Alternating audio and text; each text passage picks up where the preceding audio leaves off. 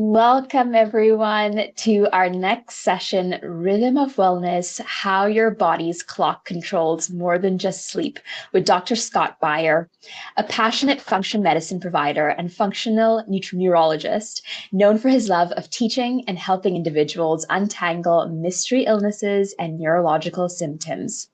Dr. Scott holds a Bachelor of Science in Exercise Science from Brigham Young University, Idaho, and earned his doctorate of chiropractic from Palmer College of Chiropractic. It was here where he developed a deep understanding of the intimate connection and crosstalk between the brain and body physiology. With a diploma in chiropractic neurology and over 600 hours of advanced functional neurology training through the prestigious Carrick Institute, along with thousands of hours in functional medicine, Dr. Scott brings a wealth of knowledge to every opportunity. His educational content has been featured on major news outlets, including Good Morning America blog, Shape Magazine, and Apple News. Wow. In this talk, Dr. Scott breaks down how getting your circadian rhythm back on track is critical for your client's healing journey. Now let's hear from the expert, Dr. Scott. Hey, so are we good? Audio's good, right? Oh yeah, I think we're good to go. So welcome everyone. I've got a lot to cover today for sure, but I wanted to thank Gloria Avita Practice Better for having me in on this presentation. I know you guys had reached out a couple of weeks prior, and my wife and I, we have a like a 4-month-old. We just got moved into a new place. That's why all these walls are white. So, but I've got the command station set up. So we are good to go. There is going to be a plethora of information to cover. Let me see if I can share my screen here. So just by a show of hands, let me know in the chat how many of you guys are working with your patients and clients and you're actually utilizing strategic light timing or you're working with their circadian rhythm. Let me know just with like a yes in the chat. Clayton says me. All right. Diana's yes. Awesome. So I'm probably going to be speaking to the choir, but I want to talk about today really because a lot of people, when they focus on circadian rhythm, they're focusing on the sleep aspects of circadian rhythm. And I can promise you guys, like, sleep is so important. So I don't want to discredit that. Like, we don't spend a third of our lives doing one thing if it's not really critically important. But I want to make the argument today that our circadian physiology is so much more than just sleep, right? The sleep component's huge, right? And so when I get patients that will chat with me and we're doing stuff with like light timing, they'll be like, Doc, like I'm already sleeping well. And I'm like, no, we're not doing this for your sleep. We're doing this because you want to lose that like last little 8 pounds, or we're doing this because you're ApoE44, or we're doing this because of your family history of breast cancer, or we're doing this because of your infertility. So I'm going to talk to you guys loads about that today. And Lord knows I can spend like an entire weekend talking about this stuff. So I've got tons of things crammed into this presentation. One of the things that you guys will be getting at the end too is the exact protocol that I'll give my patients to try and sync timing. And if you guys are Practice Better users, you can actually insert that right into the protocols, which makes for really things super easy. So let's get started. You guys might have questions. I'm just going to tell you, I'm probably not going to have time to tackle it today because I'm on a sharp time limit. But for those who are like-minded, which I hope is everybody here, if you guys have questions or if you want to continue this conversation on a little bit further, or if you found something interesting, follow my Instagram. It's just DR for doctor and then Scott Beyer. Follow me on Instagram. You guys can shoot me a DM there. I'd be happy to be able to tackle that. So what's interesting, so I've been at this for a little over a decade, graduated school back in 2014. And if you would have asked me back then, what is one thing most people can dial in to become healthier? Back then, I would have told you, oh, it is for sure what we are eating. For sure what we're eating is absolutely contributing poorly to our health and well-being. And if you were to ask me that today, I can make a pretty good argument that what we're doing to our circadian rhythms is almost equally as important. It's so critically important for our health and well-being. Now, when it comes to our genes, there are certain genes that encode for these things called proteins, right? In protein encoding genes, what these protein encoding genes do is they encode for proteins, and proteins allow the cells to be able to function in a particular way. And when you look at our genes, these researchers seem to think that they found out that a majority, over 80% of our protein encoding genes inhibit a 24-hour rhythm.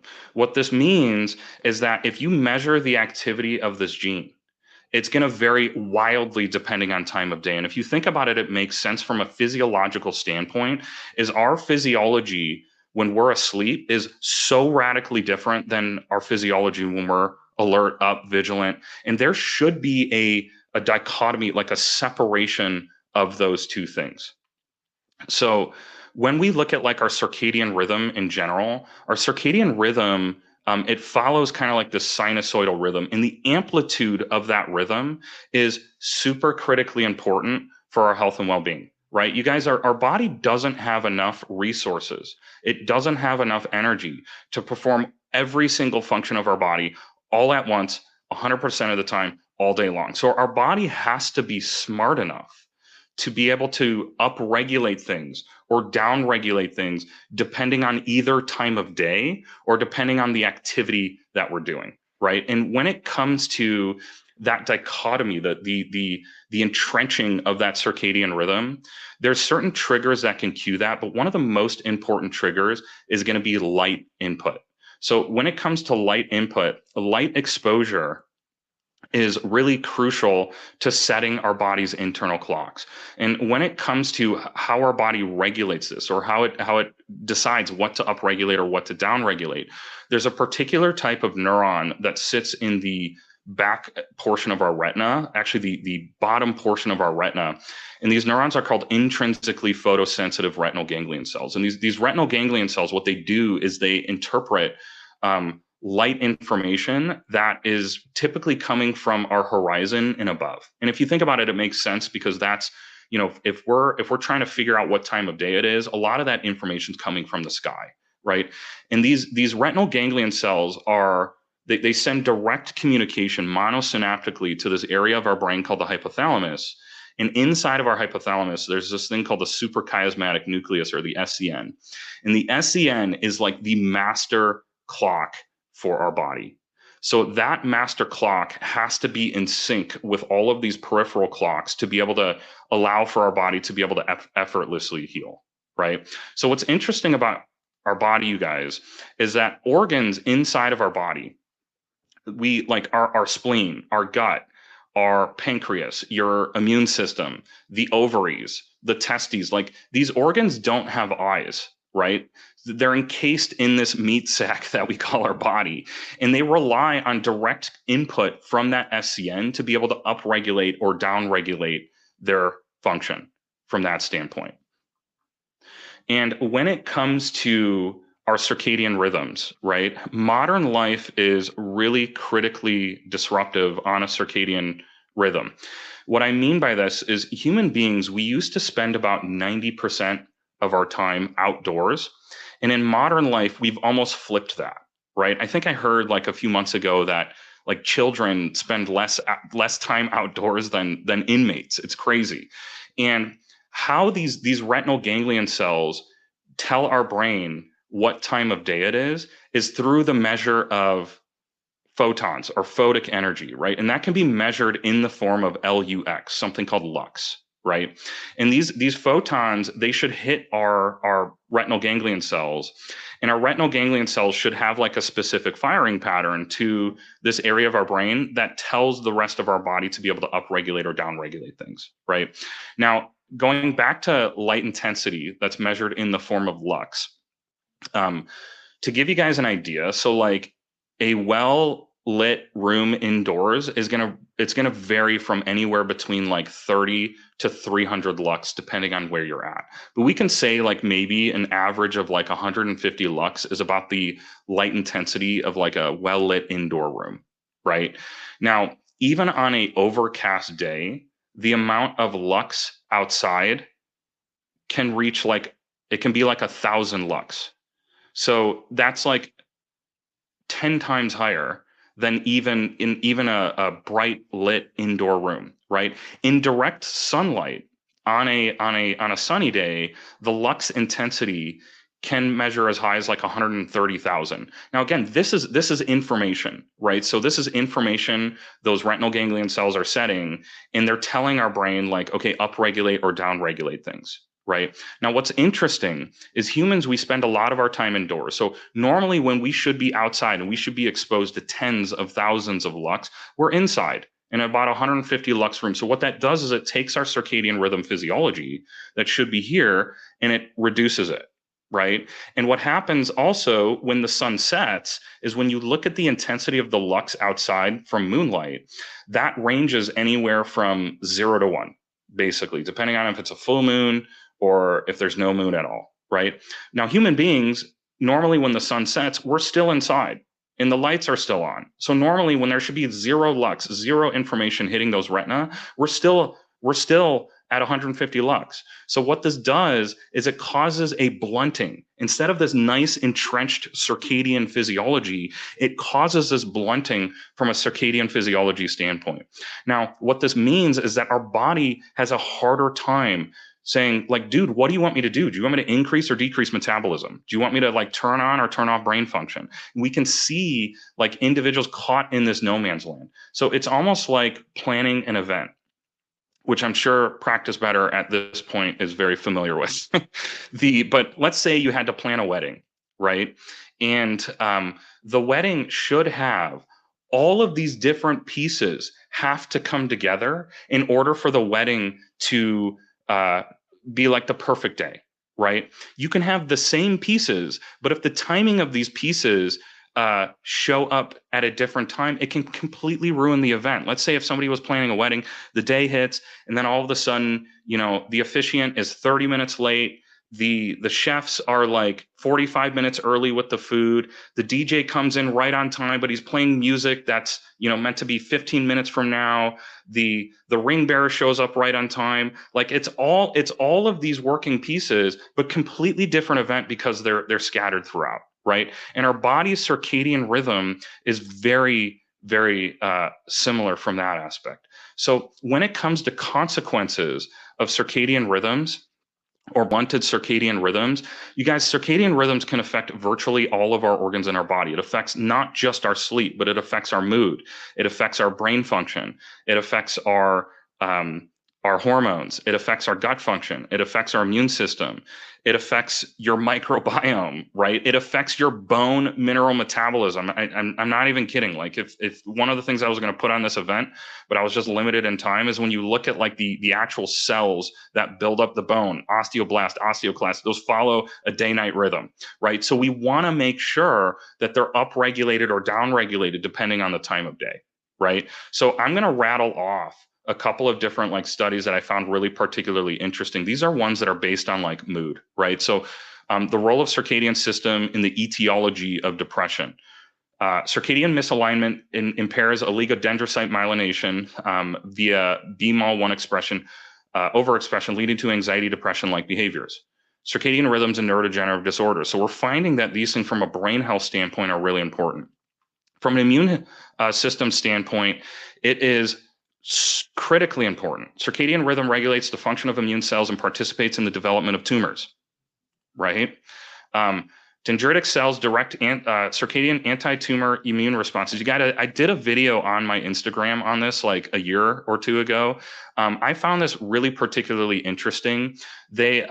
So these researchers said, I'll read it right from the abstracts. Specifically, we find that rhythmic trafficking of dendritic cells to the tumor draining lymph node governs a circadian response of tumor antigen specific CD8 T cells. These are like a cytotoxic T cell. So they're really good at like cancer disruption that is dependent on the circadian expression of a co-stimulatory molecule. As a consequence, cancer immunotherapy is more effective when we synchronize with dendritic cell functions. Shows circadian outcomes in animals and suggests similar effects in humans. The data demonstrate that circadian rhythms of anti-tumor immune responses are not only critical for controlling tumor size, but also can be of therapeutic relevance. You guys, it makes sense. What they were doing is they were aligning this cancer therapy in a way that was already at a time where these dendritic cells were like, I'm ready to go. And if you think about it, it makes sense. So like, what if I gave you guys a cognitive test, right? A really cognitive demanding test.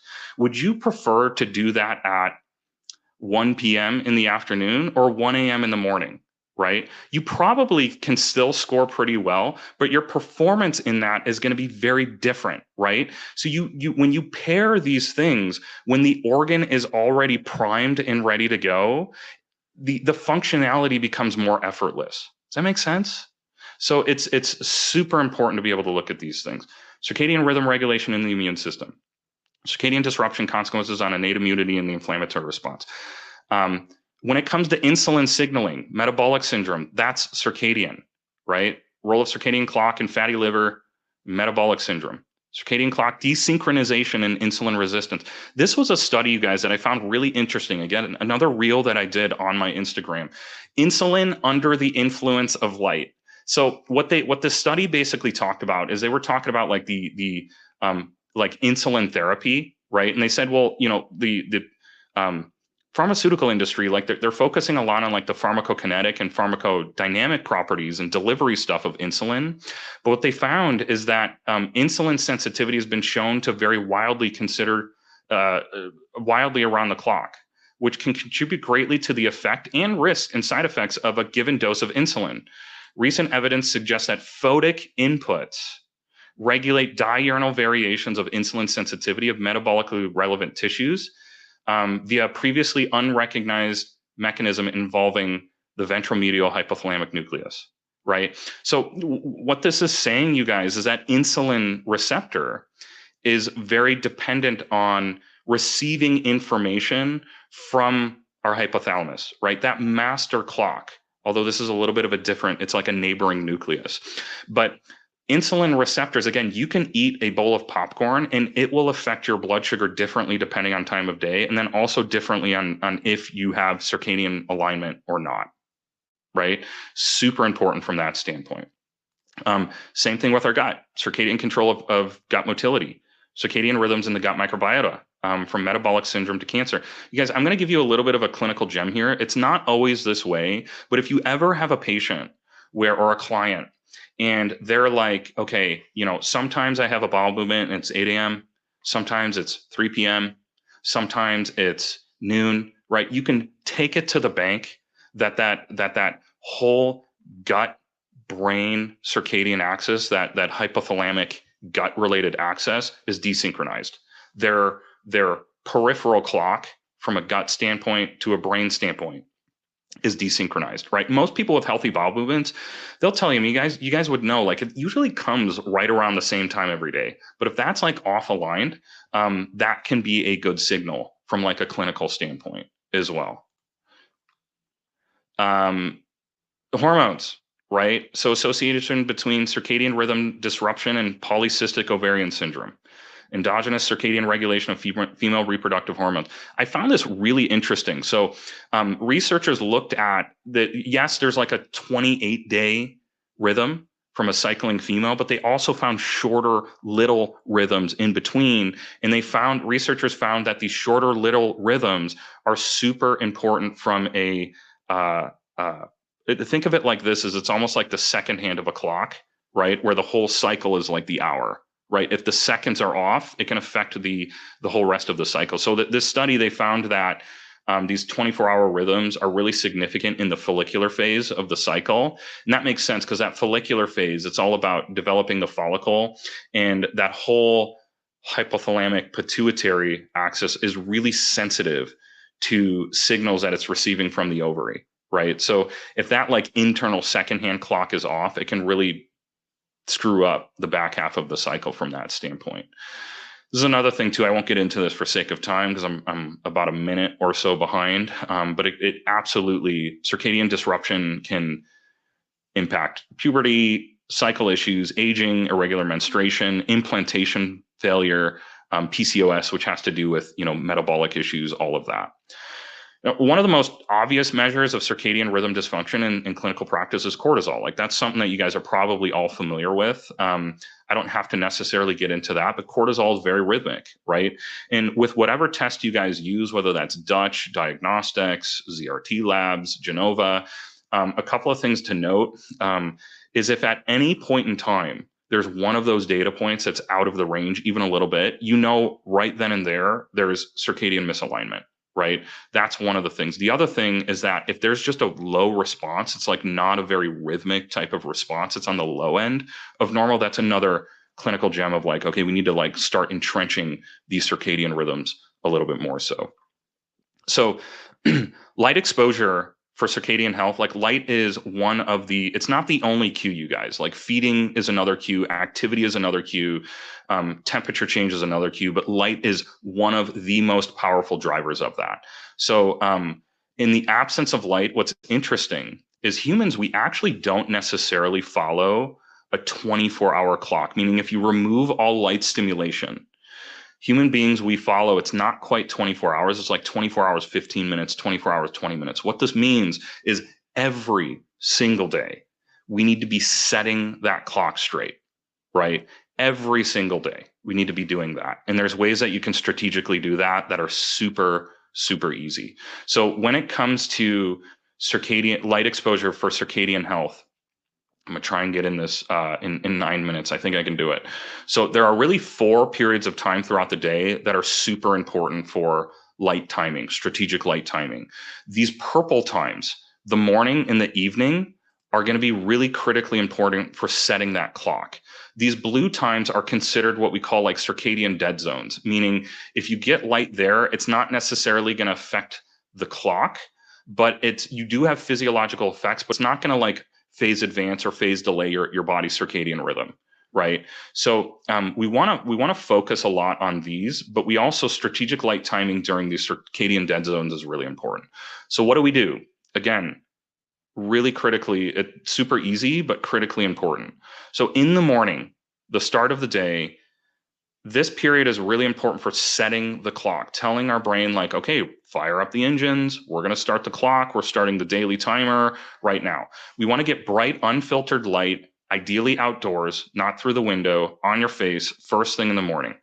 Few minutes is enough if it's sunny out, right? If it's cloudy out, we need a little bit more, lux to hit those retinal ganglion cells. We want about 10 to 20 minutes a day of cloudy.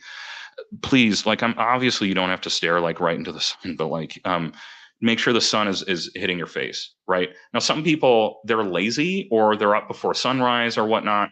These are individuals where I'm like, just invest in a happy lamp. Like have the happy lamp shine on your face when you're getting ready in the morning. Or if you're up before sunrise, like this is something that we can mimic that. That's step 1. Step 2, to complete the circuit. So this is like really important. We can't just do one without the other. We have to like start it and then tell the body to wind down, right? We want to reduce artificial light after sunset. Indoor lights, especially the ones that are overhead, should be dimmed from that standpoint.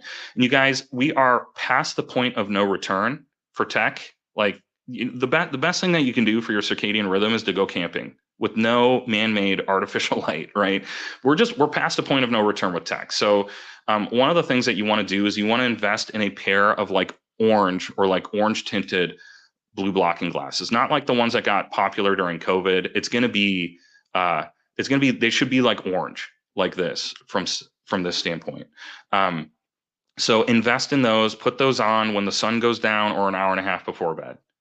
Now, we have these like circadian dead zones, and these are ones that are, again, they're not necessarily going to affect the timing, but they have huge influences on our mood. So when it comes to midday light, you guys, midday light is one of the biggest drivers of neurotransmission is light input. So midday light is going to increase 3 different types of neurotransmitters. They're all like the feel-good neurotransmitters: serotonin, dopamine, norepinephrine. People who pass away, when you look at the literature, people who pass away in the summer months, when they do an autopsy, they have higher levels of these neurotransmitters in their brain compared to people who pass away in the winter months. So for mood benefits, what you can do is try and get out midday from that standpoint, at least an hour, right? The more time you're going to get, the better, but at least an hour can be a really big driver from a mood standpoint. One of the things that's really interesting, just looking at my time here, one of the things that's really interesting is that when you get outside throughout the day and midday, that's going to drive up serotonin levels. Serotonin is a precursor to melatonin. So if you're getting out throughout the day and serotonin's building up in our brain, the thing that cues our body to produce more melatonin is the absence of light. So this is something that absolutely can help from like a sleep standpoint. Is we drive up serotonin, we rip out the rug from a light related standpoint, and all of that serotonin that's floating around gets converted into melatonin that can drive deeper sleep. One thing that I should mention about melatonin is not the main role of melatonin is an antioxidant. It's not necessarily like that's the main role for the body. So melatonin is really important for like neurodegeneration. It's really important for like it's anti-cancer, it's antiviral as well. So that can be something that's really beneficial. There is a study in terms of like bright light throughout the day. And again, I did a video on this on my Instagram channel. Sorry, the title is hidden behind. But what they basically did is they took a group of people that had bipolar depression that was treatment resistant, right? And their protocol was in the middle of the day, in between the hours of 2 to 2:30, they gave them this happy lamp, right? And they increased the amount every week by about 15 minutes every week. Until at the end of the study, which was about 6 weeks, they had found they had gathered data.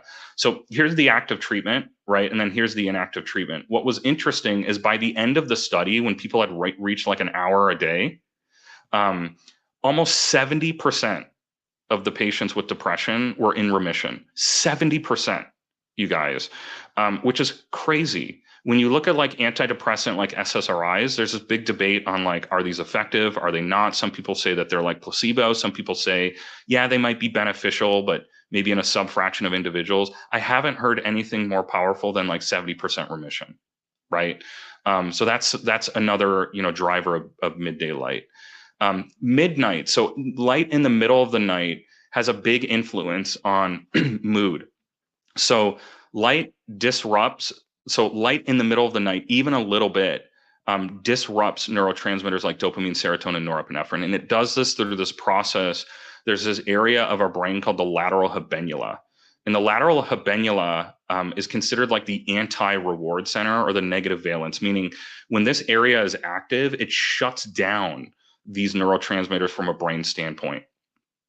Midnight light exposure, or like if somebody's looking at their phone in the middle of the night, can cause this lateral habenula to fire spontaneously, erratically throughout the day, and it can lead to things like depression, anxiety. So checking phones, watching TV at night can really be really harmful from like a mood related standpoint.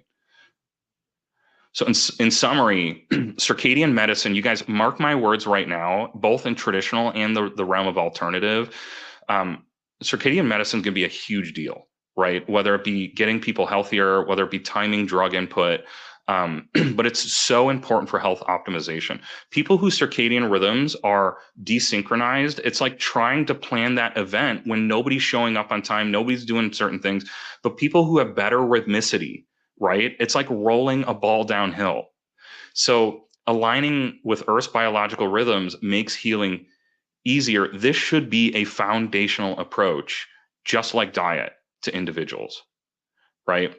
One of the things that I'll give you guys, so if one of the girls wants to pop it in the chat, Avita or Gloria can pop it in there as well. You can scan this as well. The exact protocol that I give, it's really simple. It's just straight to the point. Exact protocol that I give my my patients and clients right in here. For me, I use Practice Better, so I've got it right on a protocol. So you can literally copy paste this, put this right on a protocol. It kind of walks people through from that standpoint. So you guys were awesome. I know I can see the clock on my end ticking down. If anybody has like a last minute question that I might be able to answer in like a few seconds, you can pop that in there. But if you guys follow my social media handle, Dr. Scott Beyer, would love to be able to carry on this conversation. And honestly, would love to just meet more like-minded people. I feel like sometimes I feel like I'm on an island, but you guys were awesome. It was nice to see the chat flow in. Amazing. Amazing, you guys. All right. Awesome. Yeah, awesome, you guys. Thanks so much for the support. That is incredible. Thank you so much, Dr. Scott. It was incredible having you on here, and everyone was just blown away by the insights you shared. We'd love to have you back for future sessions, because this is a mind-blowing session, not just for our audience, but for the Practice Better employees as well. So thank you so much. Awesome. Thanks for having me, you guys.